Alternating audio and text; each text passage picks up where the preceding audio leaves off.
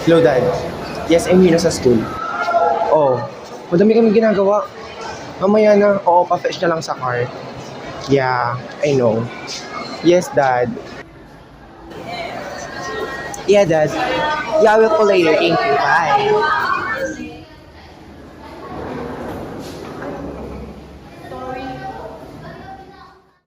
Marky, nataman mo ako sa sakit.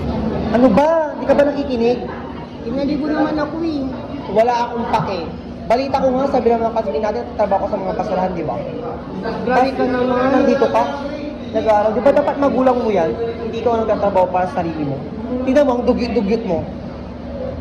At di ka na nag-aaral, pangit ka na dito ka pa. Di ba ko kayahin, naka-iPhone 11? Cash, may phone ka ba?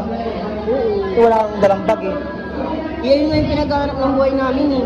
So, kaya mag-aral, pangit mo. Sige, hindi ka sagot, hindi ka sagot. Hindi ka Ang sagot. sakit, no? Wala akong pakisa'yo eh. Tandaan mo yan. Sabi ko, wag ka na magsalita, di ba? Ang baho ng bunganga mo. Di ka ba nakikinig? Di ka ba nakikinig? Ha? Alam mo, pangit ka na nga po. Tama na nga yan. Lagi na lang kayo nag-aaway. Kapatid ka din.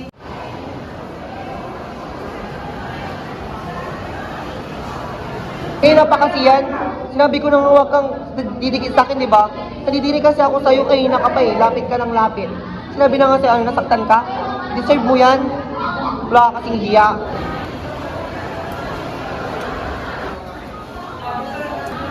Ganun si sir. Sir, silaktan niyo po ako, sir. Ano ba? Totoo ba yun, Marty? Anong ginawa mo kay Sam? Magpaliwanag ka. Gusto mo, doon na lang tayo mag-usap sa office? Halika.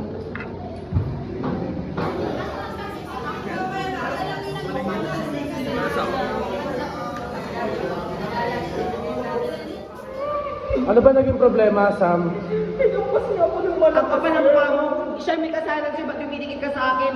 Una pa lang, dapat upuan ko yan, di ba? Tapos sabi ko nga kang didikit sa akin kasi may basura ka. Ang kapal ng huwag ka na magsalita, kanina ka pa. Saglit, tumigil kayo.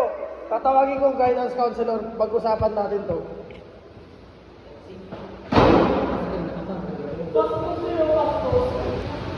Bakit? Ano nangyari dito? Yun kasi sir, dumidikit-dikit sa akin, tapos ngayon iyak-iyak. May Deserve mo yan. Ano bang ginawa niyang mali? Kasi sir, nagtatrabaho yun, ba't kaya nandito? Eh, nasa basura yan, dapat iyan nag-aaral. Pinisika niya ako, sir. Hinampas niya sa akin yung bag ko. Deserve mo yan, dapat di ka nag-aaral, di ba? Kasi may hirap ka lang. Kahit na mahirap ako, may pangarap ako. Wala akong pake. Alam niyo, mag-relax nga muna kayo. Alam niyo, blackmate kayo. Nasa isang room kayo, di ba? Dapat ang turing sa inyo, dapat magkakapatid. Tama? Ba't pa kayo nag-aaway ng gano'n? Isipin niyo palagi, estudyante kayo. Serve as role model sa mga ibang henerasyon. Ba't pa kayo nag-aaway? Nagtutunggalan pa kayong dalawa? Mas mainam siguro na isang tabi na lang ang alitan. Ha? At kayo sana'y mag-isa. Magkaisa. But hindi na kailangan ng makipag-alitan, makipag-away, lahat ng mga masasamang mga salubin nyo, hindi nyo na kailangan i-express. Alam nyo, bilang isa kayong estudyante na serve as a role model, dapat hindi nyo pinapakita yung ganyan na asa.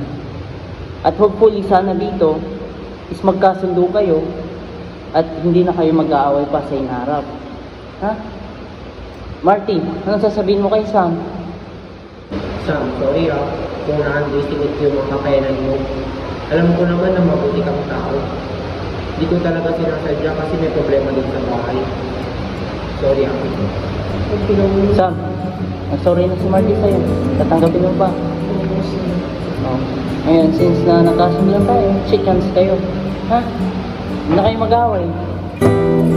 Sa antas ng edukasyon, hindi sukatan ang estado ng buhay dahil mapamayaman o mapamahirap man yan.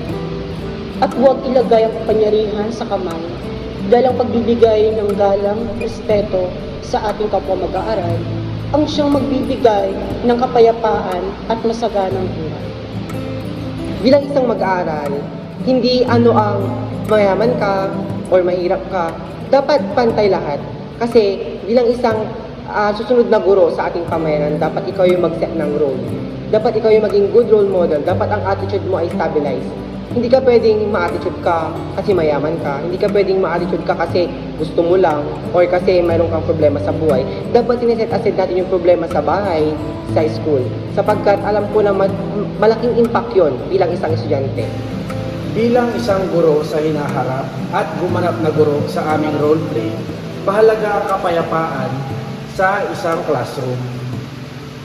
Ang pagiging mapayapang classroom ay makakatulong sa estudyante upang matuto pa lalo at iwasan natin ang pagdidiskrimina ng kapwa-tao tulad na lang ang nangyari sa roleplay namin na nakakaapekto masyado sa isang pagkatuto ng isang bata. Kaya kung maaari, hindi pa nag-uumpisa ang away o hindi pa nag-uumpisa ang isang gulo ay dapat masolusyonan na natin ito.